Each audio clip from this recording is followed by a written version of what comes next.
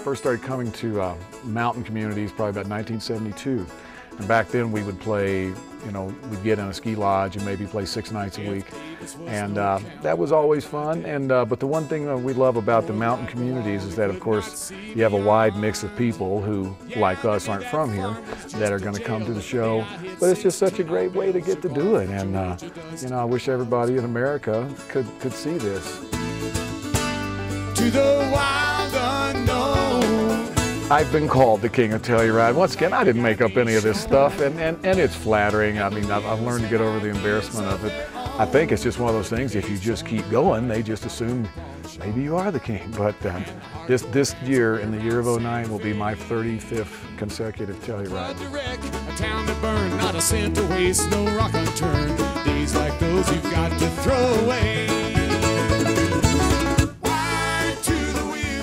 I feel fortunate that I grew up in a household that encouraged music. You know, you hear tales about people, parents going, you know, get a real job. You're not gonna play that mandolin all your life, are you?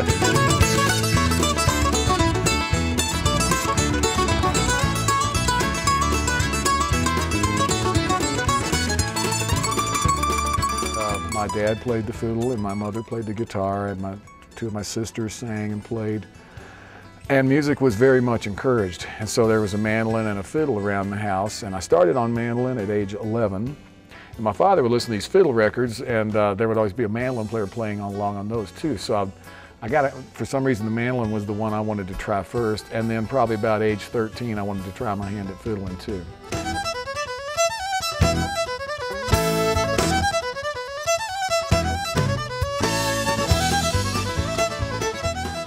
Some people have called me the father of newgrass music, and really, that's a flattering statement. I really feel like when we started calling music newgrass, it was that we felt, and we being a band I was in called Newgrass Revival back in 1971 when we started, and we felt like that what we were doing was continuing a trend with bluegrass instruments that really had already been started in the 60s.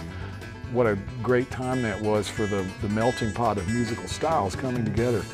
And when, you know, you see the Beatles and the Rolling Stones on TV, on the Ed Sullivan Show, and although I could understand the music easily and kind of pick it up by ear, because we all play by ear, we're not reading music, and you learn by ear just from hearing it and trying to learn that.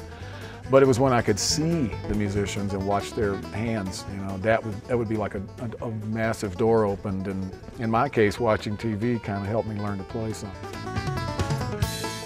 We feel, as a band, it's our responsibility to start the energy.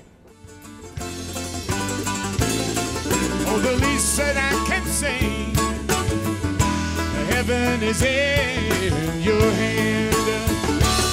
In your hand, well, I love you forever. Because we feel like our job is to take you away for a couple of hours, you know, because I know that if I'm sitting at a sporting event or a musical event or anything, if I'm sitting there thinking about anything else I should be doing, I'm not entertained enough. So we really want the audience to be able to forget about the daily things they need to do. To love you forever. Oh, say that you're mine. We can't make you forget your troubles, but we can sure give you something fun to do for a couple hours. At the end of the line. We're from, most of us in the band are from the Southeast, and you know, a lot of people I know have never even seen the Rocky Mountains. And so, that being said, I mean, this is a great way to get to do it. But of course, when you do get into the mountain communities, that's the place to be.